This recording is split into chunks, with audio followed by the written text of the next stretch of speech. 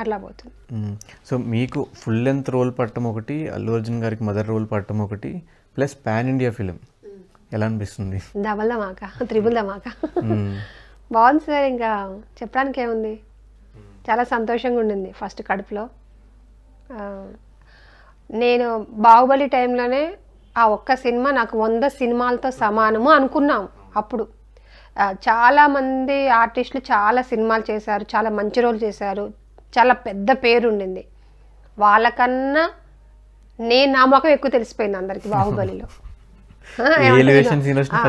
ఇట్లా తీసి ఇట్లా ఇసుకెత్తే అదేదో రిటర్న్ వచ్చేసి పైకి ఎగిరినట్టు ఎగిరింది నా ముఖం, అక్కడ అందరికి తెలిసిపోయింది.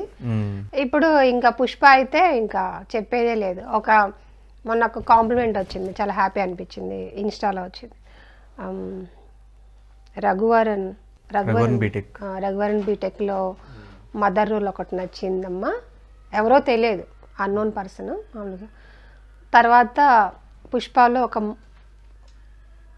మంచి మదర్ కనిపించింది అన్నారు. అట్లాంటి చాలు నాకు కోట్లు ఇచ్చినట్లు లెక్క. బాహుబలి టైం ఎలా అనిపించింది అంటే, నాకు తెలిసి వాళ్ళందరితో పాటు మీకు కూడా ఒక మంచి నేమ్ వచ్చింది, రికగ్నైజ్డ్. ఆ ఫేస్ చూడంగానే గుర్తుపట్టేలాగే ప్రతి ఎలివేషన్ సీన్ ఫస్ట్ మీ ఫేస్ అట్లా వచ్చేది. సో అది ఎలా అనిపించింది ఎక్స్పీరియన్స్? బాహుబలి కూడా అది చెప్పడానికి వీల్లేదండి. మీకు ఇంకో విషయం కూడా చెప్పి మర్చిపోయినా, డబ్బింగ్కి వెళ్ళాను నేను. ఈ పుష్ప డబ్బింగ్కి వెళ్ళినప్పుడు అక్కడ రాజమౌళి సారు, ఈ అన్నపూర్ణ స్టూడియోస్లో డబ్బింగ్ జరిగింది. రాజమౌళి సారు, నేను లోపలికి వెళ్ళేటప్పుడు సార్ వెళ్తున్నారు, ఓకే తర్వాత మీట్ అవ్వచ్చు అనుకున్నాను. తర్వాత టిఫిన్ బ్రేక్లో వెళ్తా ఉంటే వల్లి మ్యామ్ కనిపించారు. వల్లి మ్యామ్ గుర్తుపెట్టారు బాగానే, ఓకే ఎలా అమ్మాయి ఏంటి ఎలా ఉన్నావు అంత అడిగారు. తర్వాత రమా మ్యామ్ అదే రోజు కనిపించారు. రమా మ్యామ్ అసలు అని గుర్తుపట్టారు, నేను చాలా సన్నమైపోయాను, బాహుబలి అప్పటికి ఇప్పటికి చాలా సన్నమైపోయాను. అప్పుడు పక్కన మన సినిమా మీరా అది అని చెప్పి, ఇంకా కార్తికేయన్ సార్ అయితే దూరం నుంచి గుర్తుపట్టేశారు. వచ్చేసారు, అమ్మ ఎలా ఉన్నావు దగ్గరికి వచ్చేసారు, బాగున్నారా సార్ ఎలా ఉన్నారు, ఏం లేదు సార్ మూవీ చేశాను ఇట్లా మదర్ అంటే సూపర్ అని, ఆల్ ది బెస్ట్ అని, థ్యాంక్ యూ సార్ అని. వీళ్ళందరూ కలిసారు ఒక బ్లెసెస్ టైప్లో. నాకు పుష్ప డబ్బింగ్ టైంలోనే వీళ్ళందరూ కనపడ్డారు, మాట్లాడారు. సో అప్పుడు ప్రభాస్ గారితో వర్క్ చేయడం అది ఎలా అనిపించింది? ప్రభాస్ గారిని సెట్స్లో చూసినప్పుడు అదొక పెద్ద, మీకు చెప్పడానికి ఏముందండి, ప్రభాస్ సార్ కూడా అసలు మామూలుగా చెప్పడానికి వీలుందా? అసలు అతను వచ్చేటప్పుడు మేమందరం ముసలం అయిపోయి ఉంటాము, కొడుకు వస్తున్నాడు, ఆ అబ్బాయిని ఇలా పట్టుకోవాలి, ప్రభాస్ గారిని ఇలా పట్టుకోవాలి, అందరు మగవాళ్ళు చుట్టూ జనాలు తోస్తూ ఉంటారు. రాజమౌళి సార్ వాళ్ళు చాలా కేర్ తీసుకుంటారు లేడీస్ విషయంలో. అప్పటికి నాకు 2 చెక్కలు ఎక్కిచ్చారు. ప్రభాస్ సార్ చాలా హైటు, నేను ఆయనకు అసలు కొంచెమే ఉంటాను మామూలుగా పక్క నిలబడితే, అలాంటి 3 చెక్కలు వేసేసి ఆ చెక్కల మీద నిల్చోబెట్టేసి ఆ చుట్టుపక్కల కూడా వాళ్ళకి సంబంధించిన వ్యక్తులనే పెట్టారు తొయ్యకుండా. ఆయన వాళ్ళని కూడా తొత్తే నా మీద పడ్డాము, అదొకటి. ఆ ప్రభాస్ గారు గ్రేట్ అండి బాబు, ఎంత మా దగ్గరలో ఇంత డిస్టెన్స్లోనే ఉంటారు, బాగా మాట్లాడతారు. ఒక సపరేట్గా ఉండడం, సపరేట్గా. నేను చేసిన పెద్ద యాక్ట్రెస్ అంటే మన ప్రభాస్ గారు, బన్నీ గారు. రామ్ చరణ్ గారితో చేశాను, బ్రూస్లీ చేశాను. అవి అంటే అట్లా వచ్చి ఇట్లా పోయే క్యారెక్టర్లు కొంచెం రికగ్నైజ్ ఏంటో దేవుడు ఏందో పెద్ద లడ్డు ఇచ్చిండు, తిరుపతి లడ్డు లాగా ఇచ్చిండు నాకు ఒకటి. బాహుబలి ఒకటి, పుష్ప ఒకటి. మరి పుష్ప పార్ట్ 2లో కూడా మీ రోల్ ఉంది. సో ఏమన్నా కొంచెం స్టోరీ ఏమన్నా తెలుస్తుంది? లేదు, మీకు కంప్లీట్గా ఫస్ట్ మీ క్యారెక్టర్ ఒకటే చెప్తారా, మొత్తం స్టోరీ చెప్పి? నాకు స్టోరీ ఏం తెలియదు సార్, అసలు నాకు స్టోరీ ఏం తెలియదు. నాకు ఇందాక కూడా ఇంటర్వ్యూలో చెప్పాను, నాకు ముందే ఇలా ఉంటుంది క్యారెక్టరైజేషన్, నువ్వు నీ కొడుకుతో ఇలా ఉండాలి, అది ఇది నాకు అసలు ఏమి తెలియదండి. జీరోతో పోతాను లొకేషన్లోకి, జీరోతో పోయి ఆడికి వెళ్తాను. అప్పటికప్పుడు ఆ రోజు సీన్ పేపర్ కూడా ముందు ఇవ్వరు మాకు. అక్కడ ఎంత సీన్ పేపర్ ఉన్నా మళ్ళీ ఫైనల్గా సార్ వచ్చిన తర్వాత చెప్తేనే మాకు సీను అక్కడ మారిపోతుంది. కాబట్టి మాకు అసలు ఏం తెలియదు. ఆ రోజు ఎలా ఉండాలన్నది మాత్రమే 3 చెప్తారు మాకు, అంతే. నేను అసలు షాక్ అయిన విషయం ఏంటంటే, అసలు ఇది సుకుమార్ సార్ కూడా తెలుసో తెలియదో నాకు తెలియదు, కానీ మేమందరం ఫస్ట్ డే ఫస్ట్ షాట్ మేము కాలు కడుక్కొని లోపలికి వెళ్తాం చూసావా, అసలు అప్పుడు నాకు ఏమీ తెలియదు, జీరో నాలెడ్జ్. అప్పటి నాకు అసలు ఎలా జరుగుతుందో కూడా నాకు తెలియదు. పెళ్లి చూపులకు వెళ్తున్నాను అంతే, అంతవరకు నాకు ఏం తెలియదు. కానీ నా అదృష్టం ఏంటంటే మొల్లేటి వాళ్ళ అని చెప్పేసి ఒక పెళ్లి కూతురు వాళ్ళ నాన్నగారు చెప్తారు సావా, అప్పుడు నా కొడుకుని చూస్తుంది సార్. నేను అనుకోకుండా చూసాను నా కొడుకుని, కానీ నా క్యారెక్టరైజేషన్ గురించి అప్పుడు తెలియదు తెలుసా అండి. నేను షాక్ అయ్యే సినిమాస్తున్నాడు, అమ్మా ఒకవేళ నేను కూడా నవ్వుతూ లోపలికి వెళ్ళినట్టయితే ఏమయ్యేదా అనుకున్నాను. కానీ అది అక్కడ నాకు హెల్ప్ అయింది. ఆ సీన్ ఒకటి, తర్వాత మీరు మీ హస్బెండ్ చనిపోయిన తర్వాత మీరు చూడటానికి ప్రయత్నిస్తుంటారు కదా, అసలు ఆ సీన్ ఒకటి న్యాచురల్గా అనిపించింది. చాలా దెబ్బలు తగిలినాయి. న్యాచురల్ కాదు, న్యాచురల్ గానే దెబ్బలు కూడా తగిలినాయి గట్టిగా లోపల, కలపడం దెబ్బలు. సార్ అసలు కాంప్రమైజ్ అవ్వడగా, సుకుమార్ సార్ ఇలా ఉంటాడు కెమెరా ముందు, అసలు రావాలా రావాలా అవుట్పుట్ అవుట్పుట్ అనుకుంటారు. అంటారు జాగ్రత్త చెయ్యి జాగ్రత్త చెయ్యి అని చెప్తారు, కానీ సార్కి అయితే రావాలి ఏదైతే అనుకున్నారు. మాకు వచ్చింది చిన్న అవకాశం సార్, ఎక్కడో దెబ్బలు తగులుతాయి, కాలు ఇరిగి చేతులు ఇరిగినా సరే ఇండస్ట్రీకి వచ్చాం కదండి, అన్నం పెడుతుంది కదా, కాబట్టి అస్సలు వెనకడిగేయను సరే. ఏ లైఫ్లో ఏ క్యారెక్టర్, ఒక పిచ్చిదాని క్యారెక్టర్ వచ్చినా సరే నాకు చేతనైనంత వరకు నేను పర్ఫెక్ట్ చేస్తాను సార్. సో ఎన్ని ఇయర్స్ అయింది మీరు ఇండస్ట్రీకి వచ్చి? 10 years అవుతుందండి. 10 years. 10 yearsలో ఎప్పుడు అంటే మీకు చిన్న చిన్న రోల్స్ పట్టము, ఎందుకులే గివప్ ఇచ్చేద్దాం వేరే బిజినెస్ చేసుకోవడము, లేదంటే ఇంకేమైనా పని చేసుకుని అనిపించలేదు? తిరిగి వెళ్ళిపోదాం అనుకున్నాను ఒకనొక టైంలో. ఏంటోనండి, ముఖం మీద మేకప్ వేసుకున్నాక వెళ్ళాలనిపిస్తుంది, కానీ మళ్ళీ లాగుతూ ఉంటుంది నీకు, ఏం చేస్తాం వెళ్తే అని చెప్పి. బట్ లైఫ్లో చాలా స్ట్రగుల్స్ చూశానండి ధనుష్ గారు, చాలా చాలా చూశాను. మంచి ఉండింది, చెడు ఉండింది. ఇక్కడ దాకా వచ్చాము మనం. ఏది నేను ఇట్లా కూర్చొని రాని వారిలాగా ఉండింది ఏమి లేదు. అందరు ఎలా పడ్డారో అంతకు మించే పడ్డాను. హైదరాబాదులో తెలుసు కదా ఎలా ఉంటారు ఏంటి, పిల్లలు, చదువులు, షూటింగ్లు, టైంకి వెళ్ళడము, టైంకి రావడము, ఈ కష్టాన్ని ఎవరు చూడట్లేదండి. ఈ కష్టాన్ని తప్ప మిగిలిన అన్ని ఏళ్ళైతే చూపిస్తారు. ఫైనాన్షియల్గా ఎలా ఉండేది? ఫైనాన్షియల్గా అంటే మీకు తెలుసు, పల్లెటూరులో ఉంటే ఒక మాదిరి ఖర్చు ఉంటుంది, సిటీకి వస్తే ఇంకో మాదిరి ఖర్చు ఉంటుంది. నేను బ్యూటిషియన్ కాబట్టి నేను బ్యూటిషియన్ వర్క్ కూడా చేశాను. తర్వాత దీంట్లోకి వచ్చిన తర్వాత ఆల్మోస్ట్ పొదుపుగా వాడుకోవడం నేర్చుకున్నాం. ఫస్ట్ విలాసాలకు ఎప్పుడు వెళ్ళలేదు, బయటకి ఎక్కడికి పోను, నా పిల్లలు, నేను, నా ఫ్యామిలీ. మాది బాగా హైఫై ఫ్యామిలీ కాదు, ఇలా వెళ్ళొచ్చు అలా వెళ్ళొచ్చు, ఇంత జోవియల్గా ఉండొచ్చు, ఇలా ఏం లేదు. ఓకే, దాంట్లో ప్రస్తుతానికి ఒక మంచి ఇల్లు కట్టుకుని అంతేనండి. అంతా పైవాడు చూస్తూ ఉంటాడు. ఎవరికి మనం ఆన్సర్ చెప్పినా చెప్పకపోయినా మనం చేసే ప్రతి ఒక్క పనికి ఒకడు ఉంటాడు, మనం పుట్టించినోడు. ఇది ఒకటి ఉంటుంది, దీనికి తెలుసు మనం కరెక్ట్ చేస్తున్నావా తప్పు చేస్తున్నావా అనే విషయం.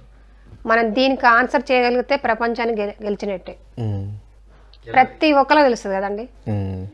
ఈ ఇంట్రెస్ట్ ఎలా పుట్టింది యాక్టింగ్లోకి రావాలి అని? ఏమోనండి, పిచ్చి కాకపోతే ఏంటి చెప్పండి, మా ఇళ్ళల్లో ఎవరికి లేదు, నాకు మాత్రమే వచ్చింది పిచ్చి. అంటే ఆ పిచ్చి రావడానికి ఏదో కారణం ఉంటుంది కదా, వాళ్ళ చిరంజీవి గారు యాక్టింగ్ చూసో, శ్రీదేవి గారు యాక్టింగ్ చూసో. నాకు బాగా పిచ్చి శ్రీదేవి అంటే. అప్పుడు ఇష్టమనే కానీ అసలు ఏ వే లేదు నేను రావడానికి, ఇండస్ట్రీకి రావడానికి. ఎవరు లేరు బేసిక్గా సపోర్ట్ చేయడానికి. సపోర్ట్ అని కాదు, ఇప్పుడు మనం ఇక్కడ నుంచి మనం మా ఊరు వెళ్ళాలి అంటే ఒక రోడ్డు ఉండాలి, ఆ రోడ్డు తెలిసి ఉండాలి కనీసము. ఆ రోడ్డు కూడా తెలియనప్పుడు మనం ఎలా వెళ్ళగలుగుతాము? అసలు తెలియదు. మరి తెలియకుండా ఫస్ట్ సినిమా ఎలా చేశారు? నేను చిన్నప్పటి నుంచి ఇష్టం అంతే, సినిమాలో బాగా పోయేదాన్ని, అంతా బాగానే ఉండింది. కానీ పిల్లలు ఒక చోట పుట్టిన ప్లేస్లో ఎఫెక్షన్ లేదు నాకు. అంటే ఆ ఫ్యామిలీతో, అమ్మకి నాన్నకి ఒంట్లో బాగాలేక వాళ్ళు హాస్పిటల్లో సర్జరీస్ అయ్యి హాస్పిటల్లో ఉంటే తినడానికి కూడా లేదు. అంటే మాకు పెద్దక్క పాపం, మా అక్కకి నాకు 8 సంవత్సరాల తేడా. నాకు 4th year 5th year నాకు బాగా గుర్తండి, జుట్టు దువ్వే వాళ్ళు లేరు. ఎలా అంటారే, స్లమ్ డాగ్ మిలీనియన్లో ఒక చెత్తల ఒక స్లమ్లో ఉంటారు కదా గర్ల్స్, నాకు గుర్తు. ఇది ఇది ఎలా వేసుకున్నా పర్వాలే నాకు. అలా ఎలా ఉంటారు, ఇట్లా చీమిడి కారి ఇట్లా ఏడ్చి, మా అక్కలే తెలుసు, మా అక్కలే ప్రత్యక్ష సాక్ష్యం, ఇంకా వేరే కాదు, మా ఇంటి ముందు వాళ్ళు. ఇట్లా ఇట్లా జిడ్డుగా ఉండి హెయిర్ దువ్వే వాళ్ళక మొక్క అంటారు కదా, తిరుపతి మొక్క అంటుంది సారా, ఇట్లా ఇట్లా ఉండలు కట్టి ఇట్లా వచ్చి ఇట్లా పేలు పడి నాకు అక్కడి నుంచి కొడితే మా తేలింట్లో పడ్డా. ఇదంతా ఒక లెవెల్ అయితే అక్కడ అంతా వ్యవసాయం, భయంకరమైన వ్యవసాయము, గేదెలు అంతా. అదంతా అయిపోయి ఇంకా కొన్ని సిచ్యువేషన్స్, పిల్లల చదువు, అదంతా హెల్త్ కొంచెం ఇష్యూ వచ్చేసి నాకు హైదరాబాద్ వచ్చాను. ఒక పేన మీద నుంచి పొయ్యిలో పడ్డట్టు అయింది హైదరాబాద్ వచ్చాక. నాకు అర్థం కాలేదు, విలేజ్లో ఉండొచ్చింది దాన్ని, సిటీ వచ్చాక ఎలా ఉండాలి. మాట్లాడే ప్రతి ఒక్కళ్ళు కూడా అన్ని ఇంటర్వ్యూలో చెప్పాను, ఇట్లా మాస్క్ వేసుకొని మాట్లాడతారు, ట్రాన్స్పరెంట్గా మాట్లాడట్లేదు. నాకు వాళ్ళు మాట్లాడేది నిజం మాట్లాడుతున్నారా అబద్ధం మాట్లాడుతున్నారా కనుక్కోనంత మెంటల్ దాన్ని నేను, నాకు తెలియదు అసలు. ఇలా మాట్లాడతారు, మనం అటు పక్కగా ఇంకో రకంగా మాట్లాడతారు. ఇలా నేను అనుకున్నాను ఇదేంటి పరిస్థితి అని. ఒక సీరియల్లో అయితే నన్ను అసలు రిజెక్ట్ చేశారు తెలుసా. నాకు యాక్టింగ్ రాదండి. ఒక సీరియల్ నుంచి నిర్దాక్షిణంగా తీసేస్తారు, చేయలేకపోతున్నాను. వేరే వాళ్ళని పెట్టుకున్న రీప్లేస్మెంట్ ఎక్కడ తంతారో మళ్ళీ అక్కడే మళ్ళీ నిలబడాలన్నది నేను అనుకుంటాను. ఒక ఆర్టిస్ట్ అయితే అసలు కొన్ని ఉన్నాయండి, చెప్పలేం. కానీ వాళ్ళకి తెలుస్తుంది నేను ఈరోజు ఇలా మాట్లాడుతున్నానంటే మేమేమన్నాం ఏమని అన్న విషయం వాళ్ళకి తెలుసు. వాళ్ళకి తెలిస్తే చాలు, తెలవాల్సిన అవసరం కూడా లేదు అనుకోండి. ఓకే, ఎవరు ఏంటి ఈ అమ్మాయి భలేగా వచ్చింది అని అనుకోవాలి, చాలు, అదొకటి చాలు నాకు. అవును, మనం మాట్లాడకపోయినా మన సక్సెస్ మాట్లాడితే సరిపోతుంది, చాలండి. ఇంతకంటే ఏం కావాలో భగవంతుడు గట్టిగా ఇచ్చాడు, అడిగిన దానికంటే ఎక్కువ ఇచ్చిండు. పాన్ ఇండియా లెవెల్లో ఇచ్చారు ఆయన, మామూలు తెలుగు ఒకటే కాదు, తమిళ ఆఫర్లు వచ్చాయి కదండి. తమిళ్ కొంచెం భయపడి నేను. నెక్స్ట్ క్వశ్చన్ అదే అడుగుదాం, మనం కొంచెం లుక్ వైజ్గా కానీ యాక్టింగ్ వైజ్గా కానీ తమిళ్లో ఎట్లయితే న్యాచురల్గా చేస్తారో, సో అలాంటి రోల్స్ ఏమైనా వచ్చినాయి అని అడుగుదాం. వచ్చినాయండి, తమిళ్ మూవీస్ వచ్చాయి. కానీ నేనేమనుకున్నానంటే తమిళ్ వచ్చిన తర్వాత భాష అర్థమే చేస్తే ఒక రకంగా ఉంటుందండి. భాష అర్థం కాకుండా పోయి చేశాను అనుకో మళ్ళీ డెల్లే ఉంటాను. అది వాళ్ళకి నచ్చలేదు అనుకో, డైరెక్టర్కి నచ్చలేదు అనుకోండి, అరే వేస్ట్, ఒక్క సినిమాతో వెనక్కి వెళ్ళిపోతాము. అదేదో కాస్త నేర్చుకున్నాక పోయామనుకోండి చచ్చిపోయేదా చేయొచ్చండి. ఇండస్ట్రీలో ఏముంది చెప్పండి, ఇది ఒక గొప్ప వరం అనుకోవాలి. ఇది దీనికి ఒక జాబ్ లాంటిది కాదు. ఇన్ని సంవత్సరాలు 60 సంవత్సరాలు చేయాలి, 55 సంవత్సరాలు చేయాలి, సర్టిఫికేట్ చచ్చిపోతున్నా కూడా ఇవాళ చేయొచ్చు మనం యాక్టింగ్. అది గొప్ప వరం కదా. మరి రాజమౌళి గారిని అడిగారు RRRలో ఉన్న రోల్ కోసం? సార్ నాకు ఫోన్ వచ్చింది సార్, RRRలో నాకు తెలియదు, క్యారెక్టర్ ఏంటో నాకు తెలియదండి. RRRలో అడిగారు కానీ ఆ టైంలో నేను కొంచెం డేటు అప్పుడు ఖాళీగా లేదు సార్. మా బాహుబలి టీంని అడిగారు కంప్లీట్గా, మా 5 మెంబర్స్ని అడిగారు. కానీ ఒక్కొక్కరు ఒక్కొక్క ప్లేస్లో ఉన్నారు. ఇంకా నేను క్యారెక్టర్ చేసిన కూడా ఏంటో నాకు అర్థం కాక మళ్ళీ మిస్ అయ్యారు. పర్లేదండి. ఫీల్ అవుతున్నారు మరి కొంచెం వెళ్ళకపోయాను అని బాధ ఏమన్నా ఉందా కొంచెం? అంతకు మించి అది ప్రసాదం, అది తీర్థం అయితే ఇది ప్రసాదం కూడా పెట్టేశారు కదా దేవుడు. తీర్థం గురించి ఇంకెందుకండి, ప్రసాదం వచ్చిన తర్వాత అన్నీ మనీ అనుకుంటే ఎట్లాగా. ఆ అవకాశం ఏరే వరకు ఒకరికి వచ్చి ఉంటుంది కదండి, హ్యాపీ, వాళ్ళు హ్యాపీగా ఉంటారు కదా. నెక్స్ట్ ప్రాజెక్ట్స్ ఏం చేస్తున్నారు? నెక్స్ట్ తేజ సార్ మూవీ అండి. తేజ సార్ బంగారం అండి బాబు, ఫెంటాస్టిక్ మ్యాన్, అసలు open hearted Teja sir, open. అంటే తేజ గారి కోపం ఎక్కువ, సెట్స్లోనే ఎవరైనా సరిగ్గా చేయకపోయినా లేదంటే కొంచెం అటు ఇటు చేసినా కొడతారు. ఉత్తమ ఆటలు అండి, ఉత్తమ ఆటలు. ఇప్పుడు ఏమంటారు కదా, అరిచే వాళ్ళు కరవరు అన్నట్టుగా ఇందాక నేను కూడా మీతో అట్ట మాట్లాడి చేసావా, అంత బిల్డప్, అంత పైన లోపల ఏమి ఉండదు, ఫస్ట్ ప్యూర్ హార్ట్. నిజంగా తేజ సార్ కూడా అంతే, అరవరు. కోపం నేను చేసిన వరకు నేనే రాజు నేనేమంతా చేశాను సార్ దగ్గర, ఇప్పుడు ఇది చేశాను. మరి అసలు చెప్తారు, ఎక్స్ప్లెయిన్ చేస్తారు, చాలా బాగా చెప్తారండి తేజ సారు. భలే భలే మంచి మనిషి అండి అతను. అంటే ఇండస్ట్రీలో ఏదో ఒక టాక్ వచ్చిందంటే ఎక్కడో చోట ఏదో జరిగే ఉంటుంది కదా. సో మీ సెట్స్లో రాజా లేదు లేదు మాకు ఒక తేజ సార్ సిచ్యువేషన్ ఏంటంటే తనకి నచ్చకపోతే 100 సార్లు అది 1000 సార్లు అని షార్ట్ తీస్తాడు, ఎన్ని రోజులని తీస్తాను అంటాడు ఆయన. తేజ సార్ గారు ఎన్ని రోజులని తీస్తాను, నాకు కావాల్సిందే. యాక్టింగ్ వైస్ కూడా తేజ గారి దగ్గర చేసిన వాళ్ళు చాలా బాగా ఇంప్రూవ్మెంట్ నేర్చుకోవచ్చు అండి, చక్కగా నేర్చుకోవచ్చు. సార్ ఎక్స్ప్లెయిన్ చేస్తారు తేజ గారు, చాలా బాగా ఇలా చేయాలి అలా చేయాలని ఎక్స్ప్లెయిన్ చేస్తారు. అది దొరకదు, అదొక క్లాస్ అనుకోవాలి తెలుసా అండి. అబ్బా నిజంగా నేను నన్ను తంతే ఏదో బోర్ల గంపలో పడ్డట్టుగా నేను వెళ్ళే డైరెక్టర్లు అందరూ అలా ఉండొచ్చు, కానీ నేను వర్క్ చేయలే కాబట్టి నాకు తెలియదు. నేను చేసిన డైరెక్టర్ల వరకే నేను ఒక్కొక్క డైరెక్టర్ దగ్గర ఒక్కొక్క విధానం నేర్చుకుంటానండి. ఒక డిసిప్లిన్ అనేది రాజమౌళి సార్ దగ్గర, ఒక మంచితనము ఎలా మాట్లాడాలనేది సుకుమార్ సార్ దగ్గర నేర్చుకున్నా, ఒక యాక్టింగ్ ఎంత జోవియల్గా ఉండొచ్చు అనేది మన తేజ సార్ గారి దగ్గర. ఒక్కొక్కటి ఒక్కొక్క దగ్గర నేర్చుకోవచ్చండి. చాలా తేజ సార్ అయితే ఇలా మాట్లాడతారు, ఏందే అంట కదా ఏంటారు చాలా చాలా మంచి వ్యక్తి. ప్రభాస్తో చేస్తారు, బన్నీతో చేస్తారు, రామ్ చరణ్తో చేస్తారు. ఇంకెవరైనా వీళ్ళతో చేయాలి ఈ హీరోకి మదర్గా కానీ లేకపోతే వేరే ఏ క్యారెక్టర్ ఏమైనా ఉన్నాయా డ్రీమ్స్? ఒక్క పవన్ సార్తో వచ్చింది సార్ క్యారెక్టర్. నాకంటే పవన్ సార్ అంటే యాక్చువల్ కొంచెం ఇష్టం మీన్స్ ఒక బ్రదర్. నాకు చెప్పాక మా ఊర్లో ఒక ల్యాండ్ సింగర్ అండ్ ల్యాండ్ విషయాలలో పవన్ కళ్యాణ్ సార్ వాళ్ళ ఫ్యాన్స్ ఎంతో ఫైట్ చేశారు, ఎంతో హెల్ప్ చేశారు, నాకు చాలా హెల్ప్ చేశారు. మెసేజ్ పెట్టడం ఏంది, ఒక అండగా ఉన్నారు వాళ్ళు, నాకు ధైర్యాన్ని ఇచ్చారు, వాళ్ళొక బలం కూడా. అంటే నేను సినిమా వైపు చెప్పట్లే కానీ బయట తన మనస్తత్వానికి చాలా న్యాచురల్గా ఉంటారు, నాలాగా అనిపిస్తారు. అంటే కొంతమంది ఇప్పుడు మీరు అనుకుంటారు అదే వీడు అచ్చ నాలాగే అనిపిస్తున్నారు, ఎలా అనిపిస్తుందో నాకు కూడా సార్ అలా చాలా ఓపెన్గా అనిపిస్తారు, మంచిగా అనిపిస్తారు. మరి వచ్చిన ఆపర్చునిటీలో మీరు చేయలేదు? లేదు సార్, నాకు డేట్లు కుదరలేదు. 3 సార్లు ఫోన్ చేస్తారు వకీల్ సాబ్లో. మరి ఏం క్యారెక్టర్ ఏమో నాకు తెలియదు, చేసిన మేనేజర్ సార్కి తెలుసు, మరి కోడక్టర్ గారికి 3 సార్లు ఫోన్ చేస్తారు పాపం. 3 సార్లు ప్రాబ్లం అయింది, సేమ్ పుష్ప డేట్లో అవి అయినాయి.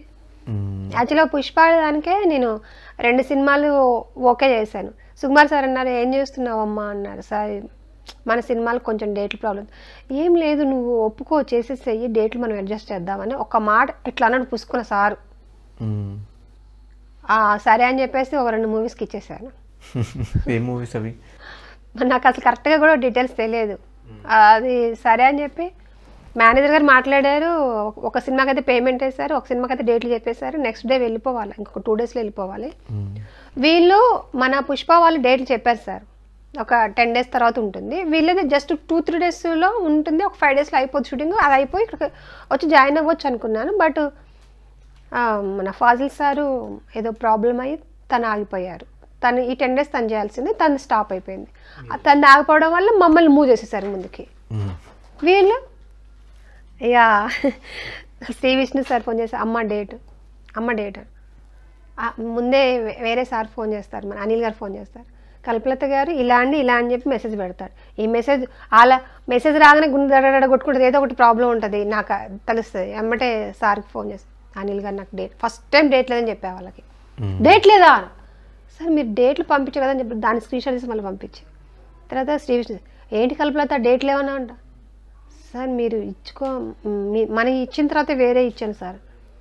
అలా ఇలా కుదురుతుందమ్మా మనకి కాదండి, కొంచెం ఫస్ట్ ఒక 2 సెకండ్స్ గట్టిగా మూడోసారి ఇట్లా కాదమ్మా, మన ఈ సినిమా ఎక్కడికో పోతుంది, మంచి క్యారెక్టరు, ఎప్పుడు ఎవరెవరు డేట్లు అవుతాయో మనకు తెలియదు కదా, అందుకోసం కొంచెం చూడమ్మా అంటే, సార్ మీరు మాట్లాడండి సార్ వాళ్ళతో ఫోన్ అని. నేను చెప్పా కదా నాకు తర్ర ఎక్కువ, మీరు ఫస్ట్ గడగడ మాట్లాడుతున్న తర్వాత అసలు ఏమి ఉండదా, గాల్లో బెలూన్లో గాలి తీసినట్టే ఉంటుంది నా వ్యవహారం. సార్ మీరు మాట్లాడండి సార్ అంటే, సార్ ఫోన్ చేస్తే వాళ్ళు ఫోన్ లిఫ్ట్ చేయలేదు. మళ్ళీ ఫోన్ చేసి సార్ నువ్వు చెప్పు ఏదో ఒక అబద్ధం చెప్పు అని అన్నారు సార్. అంటే సరే అని వాళ్ళకి ఫోన్ చేశాను, నాకు అబద్ధం చెప్పడం రాలే. ఫోన్ చేస్తే సార్ ప్లీజ్ సార్ ఏమనుకోవద్దు, మీ కాల్ పట్టుకుంటా సార్, నాకు ఆ డేట్లు అడుగుతున్నారు, మీరు ఏమనుకోవద్దు, అస్సలు కుదరంటే కుదరదు అంటున్నాను సార్, ప్లీజ్ సార్ నేను కలుస్తాను సార్, మాట్లాడతాను సార్. అయ్యో ఎందుకమ్మా ఇట్లా అడగడం, సరే ఓకే ఓకే నేను చెప్తాలే మాట్లాడతాలే అని చెప్పి వాళ్ళు ఓకేనారు అన్నాక మళ్ళీ నాకు ఫోన్ చేశాను సార్కి, చూసిన సార్ ఏమన్నారమ్మా సార్ చెప్పి, ఏం చెప్పాను అంటే మళ్ళీ సార్ కొంచెం ఫస్ట్లో కొంచెం గట్టిగా మాట్లాడారు కదా, అది కాదమ్మా మరి నువ్వేం చెప్పావంటే, లేదు సార్ ఉన్న వాస్తవం చెప్పేశాను, నాకు డేట్లు ప్రాబ్లం అని చెప్పాను, నేను కాల్ పడు. అయ్యో ఏందమ్మా నువ్వు ఇంత ఇండస్ట్రీలో ఇంతమంది చూసా కానీ నీ అంత అమాయకురాలు నేను ఎక్కడ చూడలేదు, నీకు డేట్లు మాట్లాడడం కుదరట్లేదు, నువ్వు అర్జెంటుగా మేనేజర్ని పెట్టుకో, వాళ్ళు మేనేజ్ చేస్తారు, నీకు మాట్లాడడం రావట్లేదు. సరే సార్. అప్పటి నుంచి సార్కి నేనంటే ఏదో తెలిసింది, ఏం లేదు బిస్కెట్ అవ్వారని తింది పాపం. అప్పటి నుంచి ఎప్పుడు డేట్ ఉన్నా ఏదన్నా సరే ముందే సారు ఇంటిమేషన్ ఇస్తారు. డబ్బింగ్ దగ్గర కానీ మంచిగా అందరూ ఎంకరేజ్ చేశారండి. ఒక అమ్మ నాన్న, ఒక ఫ్యామిలీ, అన్న తమ్ముళ్ళలాగా ప్రతి ఒక్కళ్ళు చేయబట్టి నేను ఈరోజు మీ ముందున్నాను. మీరు మా ఇంటి దాకా వచ్చారు అంటే వాళ్ళు పెట్టిన భిక్ష. ఆ భిక్షకి ఆడియన్స్ ఒక రికగ్నైజ్ చేశారు చేయబట్టి. ఆ ప్రేక్షకు వాళ్ళు దేవుళ్ళు నాకు. ఇప్పుడు వాళ్ళు నన్ను బాగుంది అని మౌత్ పబ్లిసిటీ చేయడం వల్ల అది మీ చెవు దాకా వచ్చి మీరు ఇక్కడ దాకా వచ్చి ఈరోజు నా ముఖాన్ని మళ్ళీ మా ప్రేక్షక దేవుళ్ళకి అసలు కల్పలత మనసులో ఏముంది, కల్పలత అంటే ఏంటి, ఏ ఊరు నుంచి వచ్చింది, ఏంటి ఆమె పరిస్థితి, అందరు తెలుగు వాళ్ళు మన దాంట్లో చాలా తక్కువ మంది ఉంటారు. ఇంకొక విషయం ఏంటంటే నేను మాట్లాడడం మీరు అబ్జర్వ్ చేశారో లేదో, కొంచెం ఇట్లా నొక్కిపట్టి మాట్లాడితే నాకు కొంచెం నత్తి మాట్లాడితే బూత్ వచ్చేస్తాను. అందుకోసమని కొంచెం ఆలోచించి మాట్లాడుతున్నారు. డబ్బింగ్లో కూడా ఇదే ప్రాబ్లం అయింది నాకు. డబ్బింగ్ కూడా నేను ఓన్గా చెప్పాను. పాపం ముగ్గురితో చెప్పించారండి. చెప్పించే కానీ మరి స్లాంగ్ మరి అంటే నా ఫీలింగ్ అనేది నేను చెప్తేనే అక్కడ సెట్ అవుతుంది, వాళ్ళు చెప్తే అర్థం కావట్లేదు. ముగ్గురు చెప్పించినా కూడా మళ్ళీ వాళ్ళ పక్కన పెట్టించేసి సుకుమార్ సార్ ఏది ఏమైనా తనకు ఒంట్లో బాగాలేకపోయినా ఏదేమైనా సార్ తీసుకొచ్చి ఆడ కూర్చోబెట్టి చెప్పించండి, రోజు ఒక్క బిట్టనే కావాలని చెప్పాను. ఇంకా ప్రవీణ్ గారు, వెంకట్ గారు, ఇంకా డబ్బింగ్ ఇన్ఛార్జ్ గారు పాపం ఓపిక్గా మోహన్ గారు, ప్రతి ఒక్కరు నా లైఫ్లో నేను రాసుకునే బుక్లో కొంతమంది పేర్లు ఉంటాయి. అవి నేను చచ్చిపోయినా సరే ఆ పేర్లు అలాగే ఉంటాయి. సూపర్. సో డెఫినెట్గా మీ పుష్పతో స్టార్ట్ అయిన ఈ సక్సెస్ అంటే ఫుల్ లెంత్ రోల్స్ అనేవి మీకు డెఫినెట్గా ఇయర్లో ఒక 10-15 పెద్ద సినిమాలు మీరు చేయాలని, అలాగే కళ్యాణ్ గారు చాలా తక్కువ సినిమాలు చేస్తున్నారు ఈ మధ్య, ఆ సినిమాలో ఏదో ఒక సినిమాలు మీకు ఆఫర్ రావాలని మనస్ఫూర్తిగా కోరుకుంటున్నాం. ఈ సందర్భంగా మా ఆడియన్స్ అందరికీ మీకు ఇంత సక్సెస్ ఇచ్చిన వాళ్ళకి మీరేం చెప్తారు? వాళ్ళకి పాదాలకి నమస్కారం పెడుతున్నాను. ఎందుకు అంటే ఎక్కడో పుట్టాను, ఎక్కడో పెరిగాను, ఎన్నో బాధలు పడ్డాను అనుకోవచ్చు. ఏంటమ్మా మాకు తలనొప్పి ఏంది, ఇదంతా ఏంది అనుకోవచ్చు. కానీ మీరే ఎంత తలనొప్పి అయినా మీరే భరించాలి. ఎందుకంటే మీరే ఇక్కడ తీసుకొచ్చారు కాబట్టి మీరే భరించాలి. కాబట్టి నేను ఏది చెప్పినా మీరే వినాలి. Thank you so much brothers. అమ్మ అందరికీ పేరున నన్ను తిట్టుకునే వాళ్ళని పక్కన పెడదాము, నా గురించి ఆలోచించే వాళ్ళ గురించి అందరూ చెప్తున్నాను. తిట్టుకున్నా సరే అది కూడా ప్రేమతో నేను గుర్తుపెట్టుకుంటేనే కదా తిట్లు వచ్చేది, లేకపోతే గుర్తుకు రాదు కదా. నన్ను ఈ ప్లేస్లో తీసుకొచ్చినందుకు, మా సినిమాని ఇంత బాగా ఆదరించినందుకు, మా టీం అందరికీ మీ బ్లెస్సెస్ ఉండటం వల్ల మేము ఇక్కడ దాకా ఉన్నాము. మీరు ఎల్లప్పుడూ మీ ప్రేమ ఇలాగే ఉండి నన్ను కొంచెం ఇట్లా జస్ట్ ఎంకరేజ్ చేస్తే నేను ఇంతకంటే మంచి సినిమాలలో మంచి యాక్టింగ్ చేస్తాను, పర్ఫార్మెన్స్ చేస్తాను, ఇంకా బాగా చేస్తాను, మిమ్మల్ని మెప్పిస్తాను. Thank you so much. మీరు ఇలా ఉండబట్టే నన్ను ఈరోజు వచ్చి వీళ్ళు ఇంటర్వ్యూ తీసుకుంటున్నారు. లేదనుకుంటే నేను ఎక్కడో ఉండేదాన్ని, నేను ఎవరు కూడా మీకు తెలిసి ఉండేది కాదు. అందరికీ 2021 అనేది అందరి లైఫ్లో ఎలా ఉంటుందో తెలియదు. కొంతమందికి మంచిగా ఉండొచ్చు, కొంతమందికి బ్యాడ్ జరగచ్చు. కానీ 2022 అందరి లైఫ్లో ఒక మంచి సక్సెస్ కావాలని మనస్ఫూర్తిగా కోరుకుంటూ సెలవు తీసుకుంటున్నాను. Thank you so much. Thank you. All the very best. Happy new year. Happy new year Dhanush. Happy new year. Thank you.